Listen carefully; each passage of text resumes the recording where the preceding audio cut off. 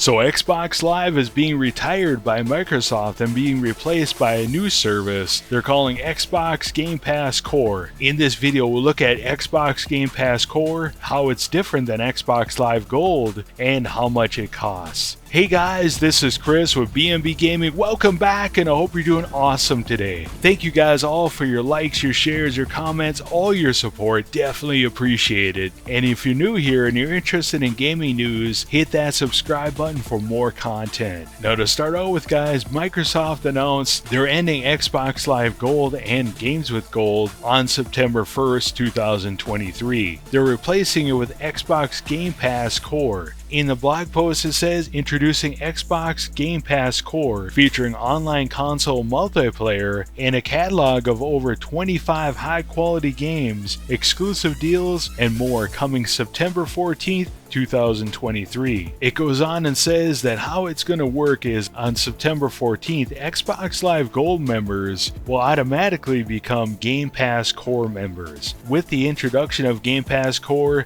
Games with Gold comes to an end on September 1st. Instead, Game Pass Core subscribers will have access to a library of 25 games. So far, they have a list of 19 of those 25 games, including Among Us, Descenders, Dishonored 2, Doom Eternal, Fable Anniversary, Fallout 4, Fallout 76, Forza Horizon 4, Gears 5, Grounded, Halo 5 Guardians, Halo Wars 2, Senua's Sacrifice, Human Fall Flat, Inside, Ori and the Will of the Wisps, Psychonauts 2, State of Decay 2, and finally Elder Scrolls Online Tamriel Unlimited. The blog post went on and said that Microsoft is going to announce the other 6 games closer to launch. So we can presume the last 6 games are going to be, from the Activision Blizzard catalog. And if we look at the list of games that have been announced, more than likely they're going to be older games. So my guess would be maybe Diablo 3, Tony Hawk Pro Skater 1 and 2, a Crash Bandicoot game, along with a couple older Call of Duty games. And we might have a clue about that because they have turned the servers back on for Black Ops 1, Black Ops 2,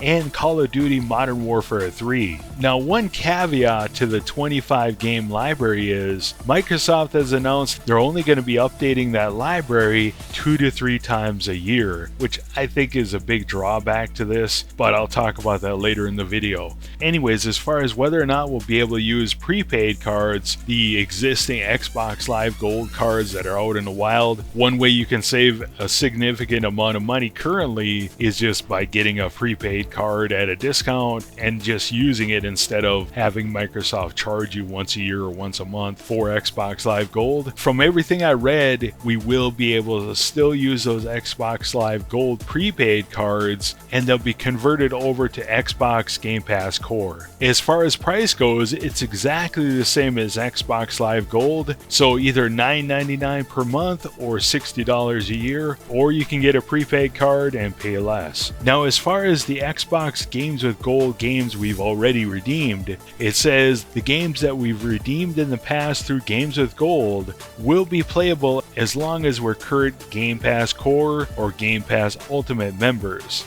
Now, I'm going to call this a big snaky move on Microsoft's part because originally Games with Gold, one of the things that made it competitive against PlayStation Plus was that we got to keep these games forever. Didn't matter if we had Xbox Live Gold, these games were ours. Now Microsoft is reversing that and shoehorning us into having to pay for Game Pass Core, and of course they'd love for us to pay for Game Pass Ultimate. Now at this point you're probably thinking, well, since they added Game Pass Core, how many different levels of Game Pass do they have now?